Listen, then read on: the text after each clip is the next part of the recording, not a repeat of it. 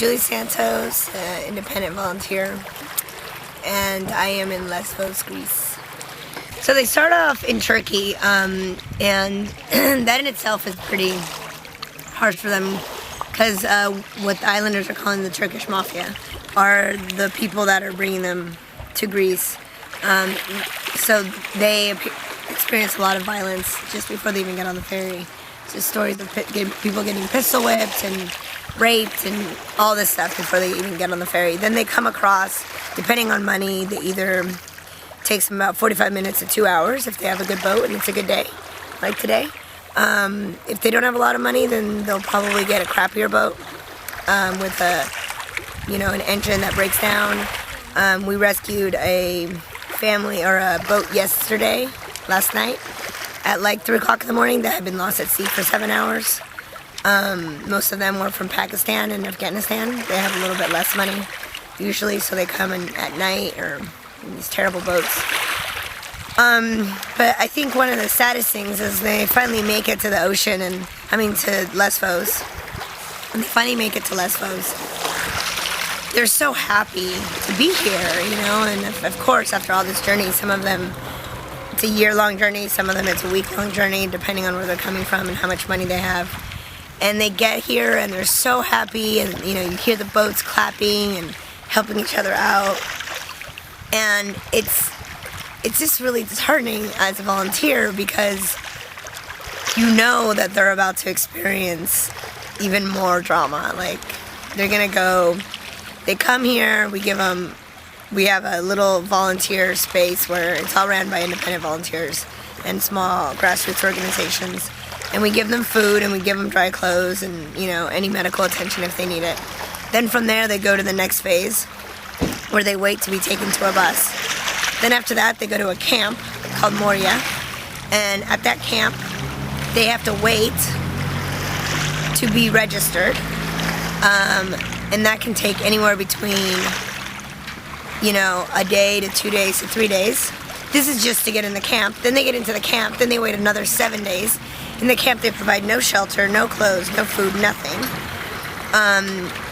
And the women and children, the families are able to get shelter, but any small families or single men, they just sit out. And then after that, it's kind of really obscure to me after what happens with that, because I've heard so many stories. But I think one of the most difficult parts is, if it's hard information for me to gather, it's really hard for them to gather. And they're being lied to in Turkey. They're being told by the mafia that when they get here, they're pretty much going to be greeted by a bus that's going to take them where they need to go. So, you have people landing and going, oh, how do I get to Germany? Or how do I get to, where's the camp? Like, I'm tired, like, where can I sleep? And they've had these treacherous journeys, and they're just so excited and so grateful to finally have peace and safety. And they're not going to have that for at least 2 weeks, if not, 2 years. Who knows? I know the Syrians are getting preferential treatment because Syria is considered a country that's in war. Where Afghanistan, Iraq, Kurdistan, those people, they're not considered a country of war, so they have to come out and seek asylum, which is a whole other process. So, yeah, it's tough. Why are you here? Why am I here? I think I, like many people, saw that picture of the little boy washed up on the shore. It's just, a few months ago. And I said I wanted to do something. And it was really difficult for me to find something to do, because I couldn't find an organization that was actually working on this cause. And then a friend of mine came and, said, hey, I found a place where volunteers are coming. And I just saw that as my opportunity to come and aid in, what is said to be the worst humanitarian crisis in our time. And it really is. It's less about tragedy like, it's less about medical situation. Like, I've been to Haiti and it was just very, very medical, like limbs missing and bleeding. That was a really, like, kind of a very, like, bloody situation. Where this is just more of, like, just really depressing and sad, and just seeing, like, the worst of humanity. You see these people escaping these terrible, terrible, terrorist situations, being oppressed, experiencing severe poverty, experiencing what they experienced at the Turkish border trying to get here.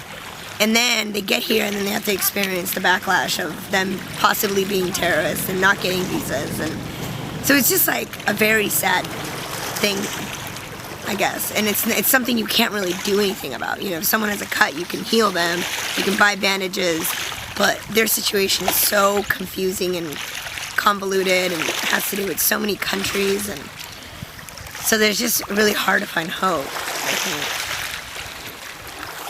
think. You're 5 months pregnant, and you come out here helping. People would say, "Are you crazy? Are you putting yourself at risk?" Yeah, I guess so. I was worried about that, but I knew I was coming to Greece. I know that, Greece is a great country. I've been here before. The Greeks are wonderful. And there's so much work to be done that doesn't involve, picking children out of boats. Like, there's a lot of work to be done. There's picking up trash, there's logistics, there's simply advocating, sitting where the refugees are coming and just directing them up the road, or else they get lost for like 2 hours. I mean, there's just so much work to be done. And anyone can do it. Really, a child can do it. Some of the jobs that we're doing. Sure, you can you can go into the middle of the night and rescue the boats that are capsizing. I'm not going to do that. But the problem is so massive. I feel like there's space for everybody. And being an experienced volunteer, I kind of knew I would find my niche. And like today, I'm cooking food. So you're an American. Where are you from? Costa Rican. But you are also American, aren't you? I'm both, yeah. Dual citizenship. I'm really impressed because before I came here, I read a couple of things about how the Greeks were, not being very nice, or, there was backlash and things. Of course, it's a difficult situation, like, granted. But the amount of hospitality that these people have, the Greeks have for the refugees, and the compassion that they have, and the way that they treat them, it's really empowering and impressive, and it's kind of like it's an example. And every time I meet somebody, I go, wow, it must be really difficult to have this many people coming to your island, and the resources, and we all know the economy is not the best. And they all say the same thing. They all say, no, I mean, they're humans, and we're humans, and we have to take care of them. We've all been there once, and maybe our grandparents were there, and it's almost like the sense of like they have not forgotten, the immigrant situation that maybe their forefathers faced, or maybe they even faced themselves. But they're a really good example of compassion and being there, for sure. They get involved and volunteer and cleaning up the beaches, and it's wonderful. Yeah.